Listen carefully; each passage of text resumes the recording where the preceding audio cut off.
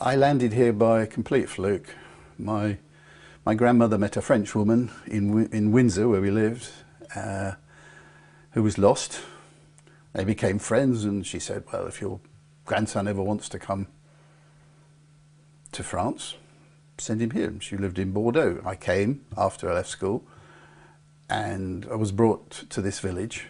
I worked on an archaeological dig in the village.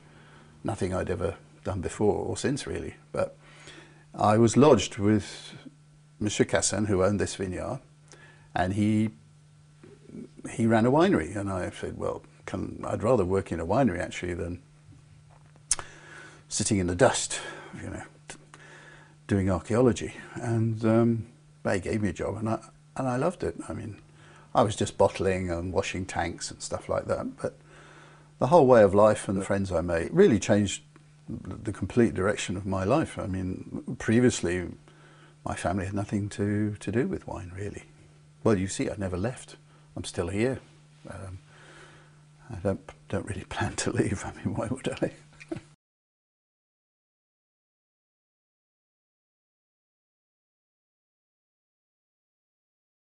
When I came back, one of the first things that happened was I was invited by an old college chum to have dinner with him and his fellow teachers at a rather posh school.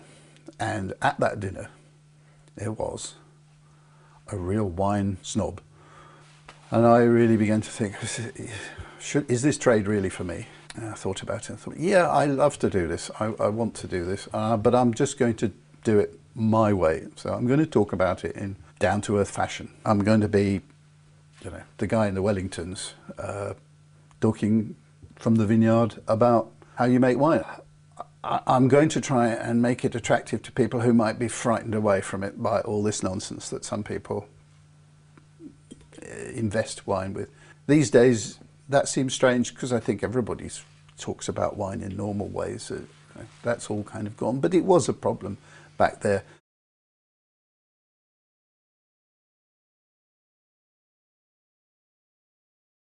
When I first came back from here, I just wanted to tell everybody all about it.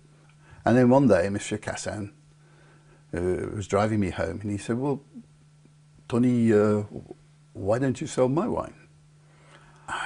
Suddenly, sort of, yeah, wow, that's a great idea. And we sat for about 2 hours in the car, in the garage. We thrashed out how we would do it. I would write letters to people, and then I'd go and give them tastings, and then he would help me ship the wine over. That's how we started. I came back to England in the autumn, and I sent out a letter to 100 people from the phone book.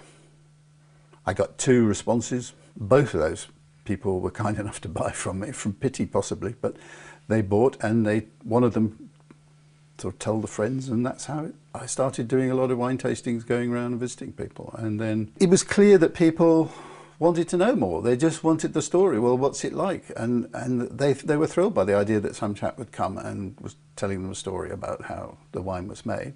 I can't say it just sort of automatically grew. There's been a few ups and downs on the way, but basically I'm still doing exactly the same thing. I'm still doing wine tastings. I'm still burbling on about wine. That's what I do.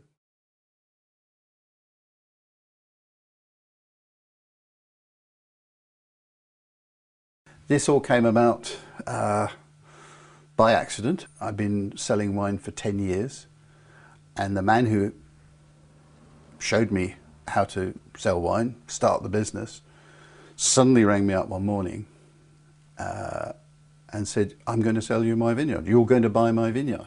We went along with it. Over 3 years, he replanted it, he reorganized it. We built the cellars, and in 1984 we made our first wine here. And Henry was 4 at the time we started, so he was sort of pushed into it. He never stood a chance. It is kind of done as a family thing, really. It's still only about the same amount of cases we make a year, 2,000 cases. It's not a lot, really. Henry is now the winemaker here, and he's a proper winemaker. I was a bit of an amateur. I'm retired. I'm just doing quality control occasionally.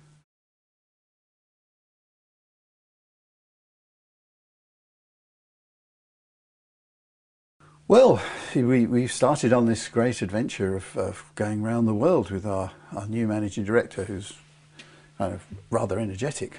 It seems that you know, this approach we have to wine appeals around the world. We'll continue to search for more interesting people. That's what the Shay, for example, has done. Why do we have our own winery, a Shay, when there are plenty of good wines to buy around? Well, the Shay is like our place to find out what is possible.